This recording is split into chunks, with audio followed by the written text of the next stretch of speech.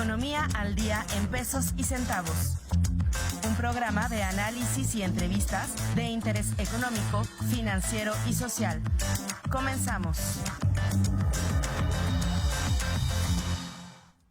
Hola, ¿qué tal? Muy buenos días. Les saluda con el gusto de siempre Alberto Pastrana, titular de este espacio denominado Economía al Día en Pesos y Centavos, el programa de economía y finanzas de nuestra querida Universidad Autónoma de Querétaro, transmitido a través de las frecuencias 89.5 de frecuencia modulada por Radio Universidad y a través de su sintonizador en televisión digital abierta 24.1, por supuesto, también a través de las diferentes redes sociales universitarias. Y pues bueno, ya sin mayor preámbulo, permítame darle la más cordial bienvenida a este programa del 10 de julio, programa que en esta ocasión transmitimos de manera diferida, pero no por ello dejaremos de darle importancia a todos los comentarios, a todas las preguntas que de alguna manera nos hagan llegar a través de los diferentes medios y por supuesto a través de las redes sociales universitarias. El día de hoy vamos a platicar de este concepto tan importante del que hemos estado pues de alguna manera contextualizando semana a semana durante las pasadas semanas y que tiene mucho que ver con la economía de los países, con el desarrollo de los países, el tema de la innovación. ¿Qué es innovación? ¿Por qué platicamos tanto acerca de este concepto? ¿Por qué muchos de los, digamos, periódicos de hoy, de las revistas especializadas, ya sea de divulgación científica o de alguna manera mucho más centradas en la técnica del estado del arte, de diferentes digamos, materias científicas, se sigue platicando sobre el término innovación? Incluso este término es uno de los más buscados en materia de, valga la redundancia, buscadores de revistas y de tópicos especializados en diferentes revistas científicas, ¿no? Por ejemplo. Y pues es importantísimo entender qué efecto tiene la innovación en el aspecto más real del bolsillo de las mexicanas, de los mexicanos y de todos los ciudadanos, como le decimos en este programa, todos los ciudadanos de a pie. Para tal efecto, hemos tenido a bien invitar a este programa al doctor Raúl Arturo Alvarado López. Él es miembro de la comunidad universitaria, es investigador de esta universidad, pero también perteneciente al programa de Investigadores por México, antes renombrado como Cátedra CONACYT, a quien le damos la más cordial bienvenida. Doctor Raúl, ¿cómo está? Muy buenos días. Hola, doctor, muy buenos días. Muchas gracias por la invitación. Pues qué bueno que haya aceptado venir a nuestro programa, mi estimado doctor Raúl. Y es que pues hay mucho que decir sobre este tema, pero bueno, permítanme darles un poquito la introducción de quién es nuestro invitado del día de hoy, porque bueno, es verdaderamente una autoridad en el terreno de la innovación, de la economía de la innovación. Y es que él es doctor en economía, en el campo de economía de la tecnología por la Universidad Nacional Autónoma de México. También es maestro en economía y gestión de la innovación, licenciado en economía, y ambas son por la Universidad Autónoma Metropolitana, la UAM, Unidad Xochimilco. Investigador nacional, nivel 1 en el Sistema Nacional de Investigadores del Consejo Nacional de Humanidades, Ciencias y Tecnologías, CONACYT, y colaboró con el Centro de Economía y Prospectiva de Ciencia y Tecnología de la Facultad de Economía de la UNAM de 2012 a 2015. En 2016 fue profesor titular en el Departamento de Economía de la UAM Iztapalapa. Desde noviembre de 2016 es investigador por México, lo que comentaba, Cátedra CONACYT. Él perteneció al Infotec, este es el Centro de Investigación e Innovación en Tecnologías de la Información y Comunicación, en el proyecto multidisciplinar Apropiación Social de las TIC para el Desarrollo, y de 2019 a la fecha, con una nueva comisión, el proyecto Gestión e Innovación Empresarial, ya de nuestra Universidad Autónoma de Querétaro. Así que ha estado con nosotros pues ya por 4 años ya, doctor, y pues bueno, ha participado en foros y congresos nacionales e internacionales, ha publicado diversos artículos, capítulos de libros sobre temas de innovación, medio ambiente, aprendizaje y capacidades tecnológicas, transferencias de tecnología, TIC y ciudades inteligentes. Es coautor del libro recientemente publicado, Globalización y la tercera misión de la universidad, editado por Pearson Education México. Y pues bueno, permítanme ahora sí ya darle la más cordial bienvenida a mi estimado doctor. Gracias por aceptar la invitación a platicarnos sobre pues este tema, ¿no? Hemos platicado mucho en Economía al Día sobre cómo este factor que tiene que ver con la innovación de alguna manera pues dota, sobre todo a los emprendedores, porque platicamos mucho de emprendimiento en este programa, de pues factores diferenciadores que en un momento determinado pues les dan de vivir en sus negocios, y estos negocios a veces se convierten en grandes corporaciones, como pues tenemos muchísimos innumerables ejemplos en la economía mundial de estos pequeños empresarios que de alguna manera encuentran un factor disruptivo a través de la innovación y finalmente pues bueno, se hacen millonarios, le dan trabajo a algunas veces millones de personas, se convierten prácticamente sus corporaciones en pequeñas ciudades, y pues bueno, es bien importante platicar de ello. Un preámbulo rápido.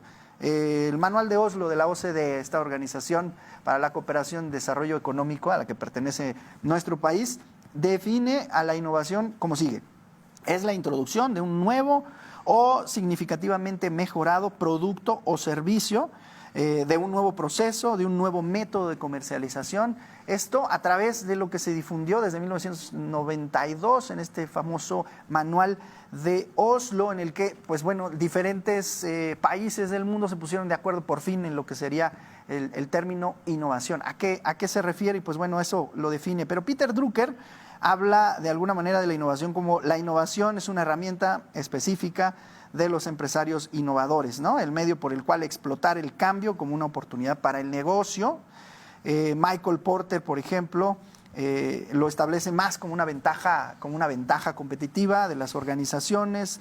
Schumpeter habla de este término como la introducción en el mercado de un nuevo producto o proceso. Y pues bueno, así como estos diferentes teóricos han definido la innovación, en el Manual de Oslo de alguna manera se define este concepto. Me gustaría conocer, pues bueno, de lo que se recupera de todos estos autores, ¿qué es la innovación, mi estimado doctor? ¿Qué dice la teoría de la innovación al respecto?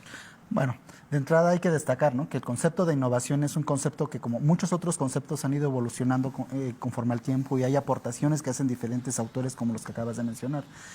Pero hay que destacar que también es un concepto relativamente nuevo. Surge en la década de los 40 del siglo pasado, y es gracias a Schumpeter. A Schumpeter se lo puede considerar como el padre del concepto de la innovación. Justamente mencionabas el Manual de Oslo, ¿no?, que ha tenido justamente 3 ediciones, la del 92, la del 97 y la del 2005. Se concentra en la definición que hace Schumpeter del concepto de innovación. Es decir, es un concepto que no está acabado, sigue evolucionando, se sigue acrecentando y se va modificando conforme a las nuevas generaciones y a los nuevos requerimientos que tiene las sociedades actualmente, ¿no? Por ejemplo, en el Manual de Oslo que mencionabas ya la definición de innovación, hay que destacar que ahí se planteaban en un principio, en la edición del 92, la innovación en función de lo como conocemos la innovación en producto, la innovación en proceso y la innovación organizacional, que es básicamente en lo que se concentra la definición de Schumpeter, ¿no?, de los años 40. Sin embargo, es en el 2005, en la última edición del Manual de Oslo, que se incorpora algo muy nuevo y que tiene que ver con las nuevas tecnologías, ¿no?, con la nueva revolución tecnológica presente hasta el día de hoy, que tiene que ver con la innovación en marketing, ¿no? En ese sentido es que el concepto de innovación, bueno, no es un concepto totalmente acabado, sigue evolucionando, se sigue incrementando este concepto. Pero sí es relativamente nuevo, ¿no?, en comparación con muchos otros conceptos, y que eso es bueno, ¿no?, que siga evolucionando. Pero bueno, que no existía la innovación antes de los años 40, sí existía, pero se le nombraba de manera diferente, ¿no?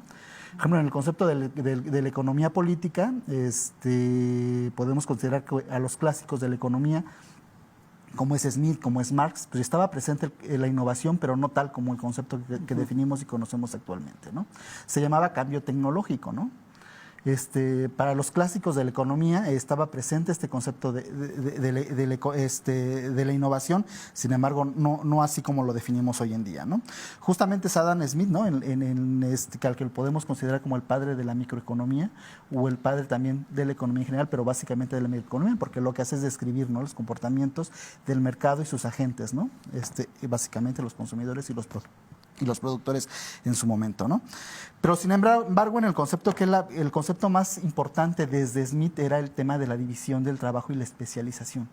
En todo, cuando hablamos de especialización y división del trabajo, estamos hablando de productividad y por lo tanto estaba presente el tema de la innovación desde ese entonces, sin embargo, sin definirlo como tal. Permíteme interrumpirte, Doc.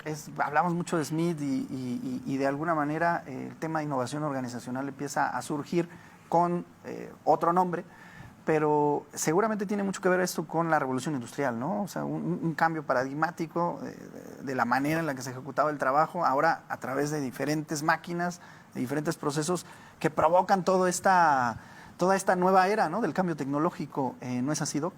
Así es, justamente es a partir de la primera gran revolución industrial, porque ha habido varias revoluciones industriales, algunas la catalogan como 4 grandes revoluciones industriales, otras como 3 grandes revoluciones industriales, y bueno, y hay una autora, específicamente Carlota Pérez, que plantea que ha habido 5 revoluciones industriales, ¿no?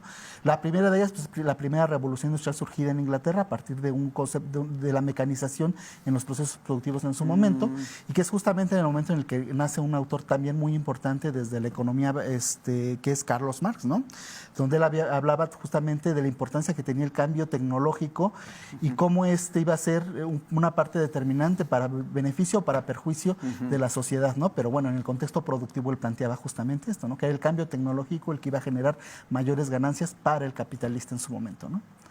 Es en ese sentido, ¿no?, que para Marx pues, el capitalismo se desarrollaba a partir de las fuerzas productivas, ¿no? Justamente en la parte, sin mencionar la innovación, era el cambio técnico el que determinaba y el que detonaba estos crecimientos económicos y la acumulación del capital en el capitalista, ¿no? Y es que hemos ido evolucionando, ¿no? O sea, de alguna manera, desde lo que era el trabajo, digámoslo así, más manual, hasta obviamente la mecanización del trabajo, la revolución industrial, y entonces diferentes eras tecnológicas han dado razón a lo que tú comentas, mi estimado doctor, sobre pues estas otras 4 revoluciones de alguna manera tecnológicas, y que hoy por hoy nos hacen reflexionar, en este caso, acerca de los últimos autores que estuvimos platicando, Schumpeter, Peter Drucker y demás, en los cuales pues tratamos, ¿no?, o tratan ellos de darle un nombre a todo esto que vivimos, le ponen innovación. ¿Existirá, Doc, alguna manera de tener como un factor común en todas estas definiciones? De pronto, cuando uno empieza a leer a estos teóricos y empieza a entender el impacto que tiene la economía, dice, bueno, pues es que esto tiene a lo mejor que ver con mercados, con que realmente haya algún impacto, pero Doc, ¿qué es lo que tú analizas? Bueno, en todas las definiciones, bueno, desde previo a que se conceptualizara la innovación, bueno, lo que es común, ¿no?, y que lo que hoy es común en las definiciones actuales de Drucker, de Doss y de Lumbal y de otros autores, sí, sobre todo de que vienen desde la economía evolutiva. Bueno, es un aspecto que dice que la innovación es todo aquello que es probado por el mercado, que llega al mercado y que podemos hacer una extensión de manera más reciente que también llega a la sociedad. Porque no toda la tecnología está dirigida a ser probada en el mercado, es decir, a que genere beneficios económicos. La innovación también puede generar beneficios sociales, ¿no? De ahí la importancia de cómo ha evolucionado el concepto. Hoy no hablamos solamente de la innovación per se, ¿no?, la que llega al mercado, sino la innovación social, la innovación, las innovaciones sociales, las innovaciones inclusivas, las innovaciones centradas hacia el cuidado del medio ambiente, ¿no? En ese sentido es que el concepto importante es todo aquello que es probado, eso es innovación, ¿no? ¿En qué medida? Radicales, incrementales, no lo sabemos, eso es lo que se puede analizar en su momento y en el contexto específico. Sin embargo, hoy podemos decir que la innovación, en función de estas definiciones que ya conocemos, tiene que ver aquello que ya fue probado o que es probado en el mercado, o sea, en el contexto económico, pero también que puede ser probado en el contexto social. Y en este caso, ahora, entendiendo que de alguna manera los países, los autores se han tratado de poner de acuerdo sobre este tema, haciendo una retrospectiva de lo que pasó en Oslo en el 92, seguramente se pusieron a discernir y definir, bueno, ¿qué es lo que podemos trazar como indicadores principales de innovación, ¿no? Como poderle decir a los países, mira, si incrementas estos indicadores, entonces mejorará tu nivel de innovación y por ende tu desarrollo económico, ¿no? Y es que las principales potencias hoy por hoy en el mundo también resultan las más innovadoras, ¿no? Existe una correlación en este sentido, y no sé si nos pudieras platicar, Doc, sobre esta sobre esta tendencia. O sea, ¿cómo medimos la innovación? ¿Puede medirse con el número de investigadores, el número de patentes? Existen algunas organizaciones, corporaciones en México, en Latinoamérica, que hagan esto y que de alguna manera pues sí nos vayan marcando la pauta. Bueno, lo importante, justamente a partir del concepto de innovación, hay que destacar que hoy se reconoce a la innovación como un determinante del crecimiento económico, ¿no? Ya. Eso ya no es discutible, algo que se discutía en teorías neoclásicas anteriores, ¿no? Anteriores, donde si el cambio tecnológico era el determinante del crecimiento económico o no, ¿no? Hoy es bien conocido que es justamente el cambio, la innovación y el cambio tecnológico son factores determinantes dentro del crecimiento económico de toda economía y de toda sociedad, por todo lo que ello implica, ¿no? Porque como bien sabemos, la innovación genera derramas no solamente económicas y sociales, como ya se mencionaba. En este sentido, bueno, ¿qué determinantes son, o sea, qué factores o qué elementos son los que son importantes para medir la innovación de los países? Pues es justamente el más importante, es el gasto que se hace en investigación y desarrollo, ¿no? Importantísimo. Bueno, que se le conoce como gasto en investigación y desarrollo porque es como a nivel global se le conoce, pero en realidad es inversión en investigación y desarrollo, ¿no?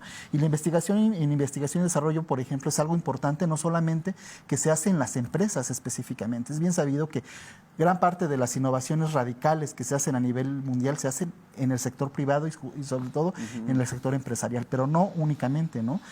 El papel que tiene la universidad pública, sobre todo en América Latina, que es un agente de cambio por el gasto que se hace en investigación y desarrollo desde la universidad pública. El gobierno hacia la universidad pública y la universidad pública como dota hacia el sector productivo en la generación de capital humano altamente calificado, pero sobre todo de la infraestructura con la que cuentan las universidades. El caso particular de esta universidad tiene una base tecnológica importante, ¿no?, que puede ofrecer a la sociedad, pero también al sector productivo, ¿no?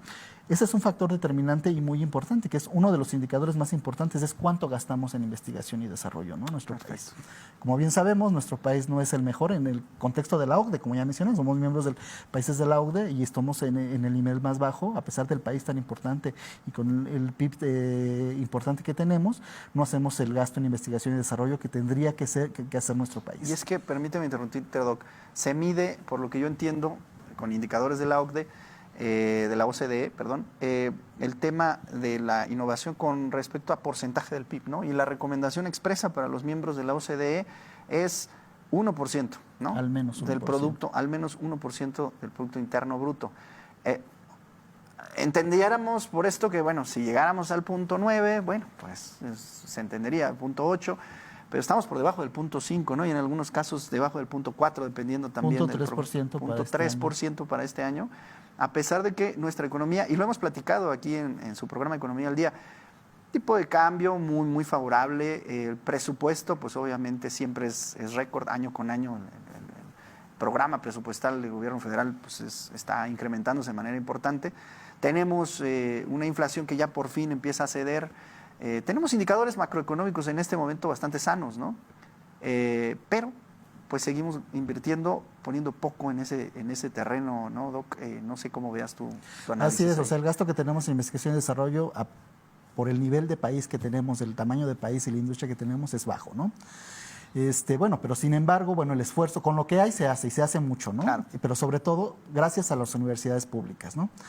En ese sentido es que es muy importante que a partir de las universidades públicas se pueda fortalecer un indicador que es de suma importancia, que es un indicador además proxy, ¿no?, pero que determina el nivel de innovación, que es la propiedad intelectual, ¿no?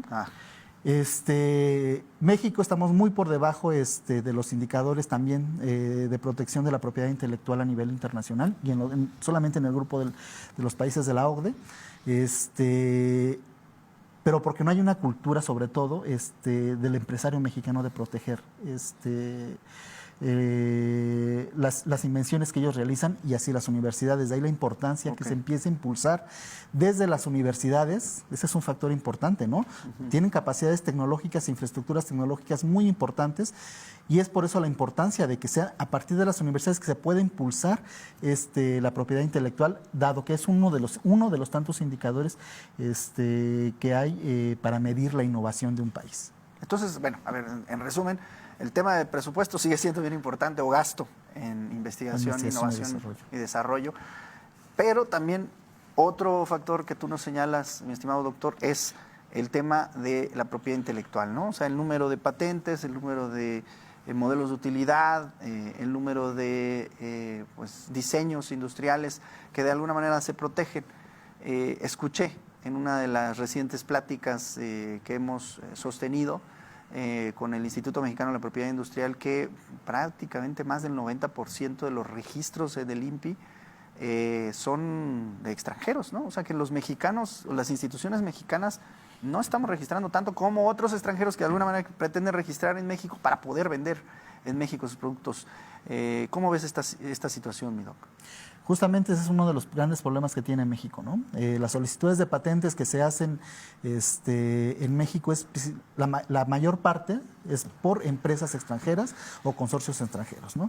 Hay muy poca, pero es una cuestión de cultura, hay poca cultura de protección al interior de nuestro país, tanto de universidades como como de las empresas, ¿no? Esto no quiere decir que México no sea productivo o que no tenga capacidades tecnológicas importantes que proteger, las tiene. El problema es que hay una poca cultura de la protección, ¿no? A pesar de que en México es accesible y barato hacer la protección en las entidades para hacer la protección intelectual, ¿no? La industrial como la intelectual, ¿no? Y es que hay que decirlo, las instituciones educativas como la UAC, por ejemplo, tenemos un descuento muy importante, el 50% en cuanto a las tarifas del Instituto Mexicano de la Propiedad Industrial. Así que, bueno, el anuncio para que se acerquen con nosotros para poder hacer sus registros, ya que tenemos pues ese descuento, y a todas las universitarias y a todos los universitarios que se acerquen a proteger sus invenciones con la Dirección de Innovación de la Universidad Autónoma de Querétaro, y de este modo, pues bueno, incrementar estos tan importantes indicadores y partir de ahí hacia todo este tema de la innovación y de las revoluciones tecnológicas. Doctor Raúl, ya nos queda poco tiempo, pero no sé si quiere abordar algo. Ahí por ahí le dejé sobre la mesa una pregunta. ¿Qué instituciones a nivel Latinoamérica o México de alguna manera se encargan de regular o de medir estos temas de la innovación? Bueno, hay muchas organizaciones que están centrándose en el impulso a la innovación, ¿no? Pero sobre todo como instituciones, como organizaciones importantes que impulsan la innovación en nuestro país, son justamente las universidades, ¿no? Y las universidades también, así como diferentes asociaciones. Hay que recordar que México y las universidades mexicanas participan en varias redes.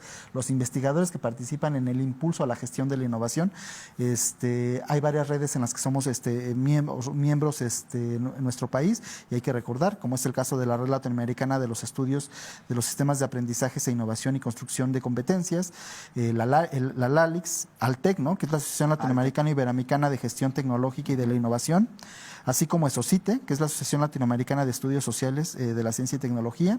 Y bueno, y mencionar también otra red muy importante y que es mexicana y que digamos que fue el inicio de los estudios sobre ciencia y tecnología en nuestro país, que es la red de la RIDID, que es la Red de Investigación y Docencia en Innovación Tecnológica, ¿no?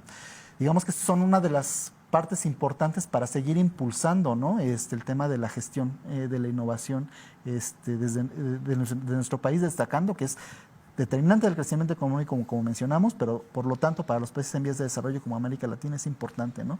El impulso a la gestión de la innovación. A mí se me viene a la mente también otra que tiene que ver con la transferencia de la tecnología y que, bueno, por ende está relacionado con la red OTT a nivel México, a la cual pertenece la Universidad Autónoma de Querétaro, y que, bueno, también tiene por objetivo pues promover todas las innovaciones, sobre todo las innovaciones nacionales. Doctor Raúl, pues se nos ha agotado el tiempo, desafortunadamente. Ha sido de verdad un placer tenerlo en este programa, platicarnos desde el aspecto también teórico, pero muy, muy práctico, y gracias por hacer tan digerible el contenido de la teoría de la innovación. Pues algo más que quiera señalar en este minutito que nos queda. No, pues agradecer la invitación y bueno, estamos aquí a la orden. Esperemos que no sea la última ocasión. Ya ha venido en otra ocasión a este programa, su programa Economía al Día.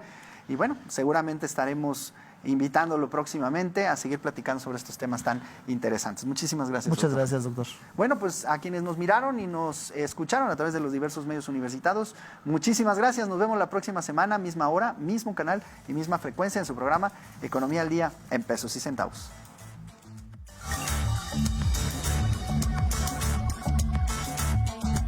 Gracias Gracias por sintonizarnos. Te esperamos en nuestra siguiente emisión. Hasta la próxima.